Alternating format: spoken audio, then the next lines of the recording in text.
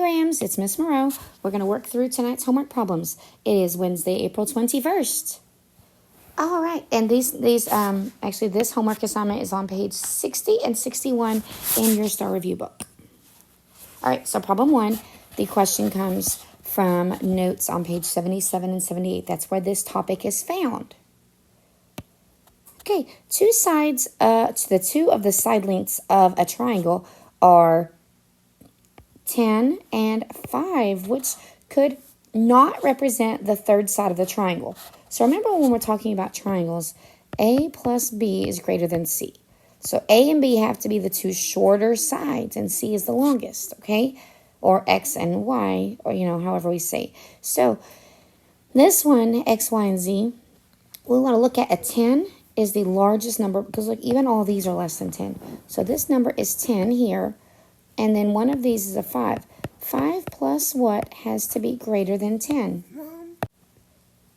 All right. Hello. Hello, that was Jackson. All right, so I need to know 5 plus what number is greater than 10? Well, 5 plus all of these are greater than 10. But the problem says which one could not be the third side of it? Well, 5 plus 5 is 10, but that's not greater than 10. Remember, we made our triangle with the straws, right? This side. These two shorter sides had to be longer than that longest side, or it just made two parallel lines. So that answer is A. All right, problem 2. The notes come from page 13 and 14. This is comparing and ordering decimals here. All right, Meredith must order the cards from greatest to least. Which list is correct? So this one gets a little tricky because we are looking at negative numbers. I'm going to ignore them and pretend that they are, we can look at it as money owed, okay? I'm going to think about it as money you owe somebody.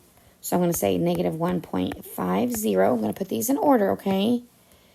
Negative 1.05. I'm just writing them in the same order there.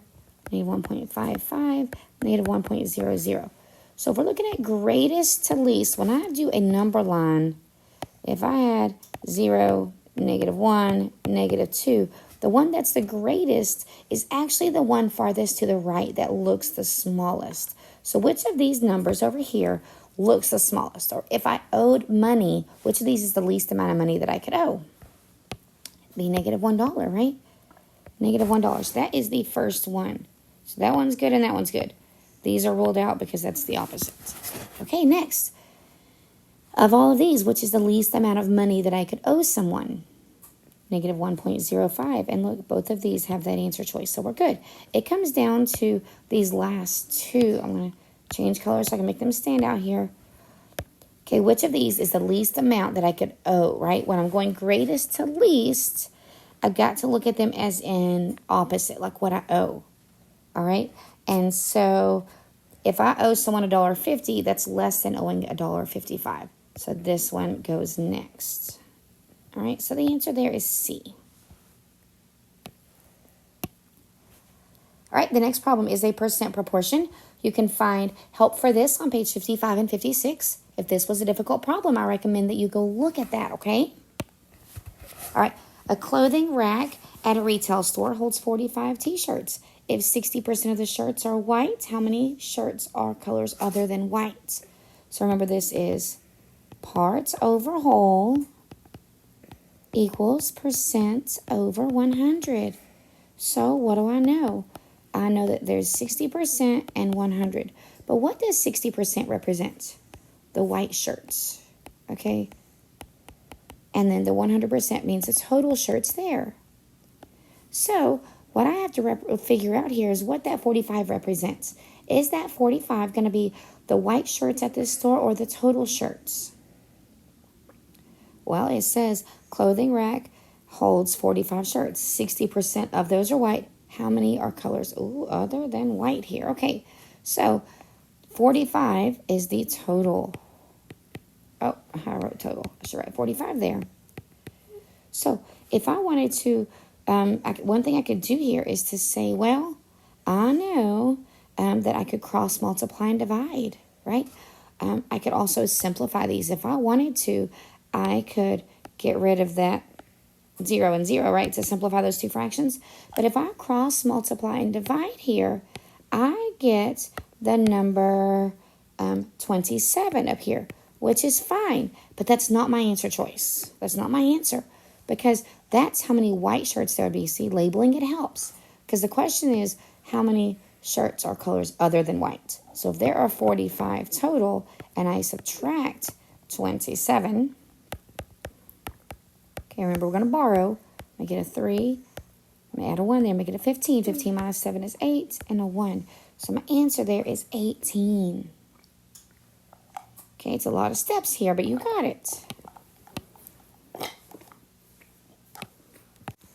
Okay, problem 4 is about area of triangles, and you can find help for this on page 85 and 86 in your math notebook. All right, to find the area of a triangle, our job is always to say area equals 1/2 of base times height. So all I want to know is we have 3 triangles here. Each one looks like this, and we have your base and height. So you've got to find the area of each one. So area equals 1/2 of 16 times 30. Well, 16 times 30 is 480. So 1/2 of 480. I'm going to stop there for a second. Let's go to the next one. I want to change colors so that they all stand out to us. This triangle here is 1/2 of 60 times 40. Well, 60 times 40 is 2,400 or 2,400. Whoa, that's a big number, right? And then my last one, this triangle here, my area is 1/2 of 20 times 24. Well, 20 times 24 is 480. Do I have to go any farther to figure out which ones are going to have the right answers when I'm comparing these 3 things right here? Which of these are going to have the same answer? The first one and the last one. So it's 1 and 3. Okay, just always remember that 1/2 there. All right, the next one you can look for in your notes under page 13 and 14. It is comparing and ordering rational numbers. All right, so problem 5 here. Which pair of rational numbers is greater than the integer graphed here? Okay, my integer graphed is a -3. So look for that dot. Okay, I'm going to highlight everything greater than -3. Greater than means on the right side. So I just have to figure out which numbers are on the right side. So if I look right here at A, -3.99. Well, if I think about it as a positive 3.99, it's like $3.99. It falls between $3 and $4. So -3.99 would fall between -3 and -4. So would -3.5. It's going to fall in this range. Okay. C is -4 and +4. They're not both in the yellow, are they? Okay. And then -1.5 is good. 1 2/5. That's going to be right here. But -3. Wait. -3 can't be greater than -3. The answer here is B, because -2.85 is going to be like -$2.85. It's between -2 and -3. It's right here. And then +1 is over here. These are the 2 numbers that we are going to be looking at on our number line. So it's B. All right, the next one is the dot plot. So you can find help for this on page 93 and 94 in your notes. Yay, dot plots. All right, Mrs. Jones recorded the heights of her 6th grade class. And she recorded the data on a dot plot. Based on the graph, how many students are taller than 60 inches? Well, taller than would mean it doesn't include 60. It's everything greater than 60, right? All of those. I'm not looking for just these 4 rows. I'm counting every dot. 1, 2, 3, 4, 5, 6, 7, 8, 9, 10. There we go. It's that simple.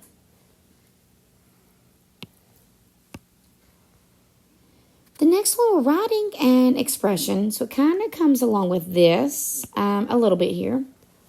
Ray pays X dollars for 2 tickets. Now this one, we put it in your slides for today. To change the word, we're just going to take out the word adult here. How much does he pay for the tickets, okay? So Ray paid X dollars for 2 tickets to a fair. So he bought 2 kids tickets for X dollars. It doesn't say X dollars for each ticket, okay? Just 2 kids tickets for X dollars. And then he paid $10 more for 2 adult tickets. There we go. It doesn't say each ticket, okay? So be careful. It doesn't have that word in there. So $10 more for two adult tickets. Which expression tells how much he paid for the tickets? Well, all together for these tickets, he just paid X plus 10. Whatever the kids' tickets were plus the adult tickets. Now, if it had said X dollars for each of the 2 kid tickets or $10 for each of the adult tickets, you could choose D, but it doesn't say that. So the answer is A, all right? All right, last one comes from page 5 and 6 in your notes. It's coordinate grid. The question says, Belinda graphed a point 3, 6. I want to write my coordinates here for a second. Your ordered pairs are always X, Y. So she graphed the point 3, 6. That's positive 3. So I go over 3, 1, 2, 3, and up 6. 3, 4, 5, 6. Here's my point. Okay. 3, 6 goes up here. That's great.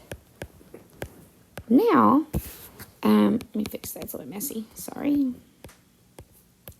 It says she graphed the point that had the same X coordinates. So the same X. So my 3 is the same, but it's the opposite Y coordinate. So the opposite of 6 is negative 6. So we want to know what quadrant it would be in.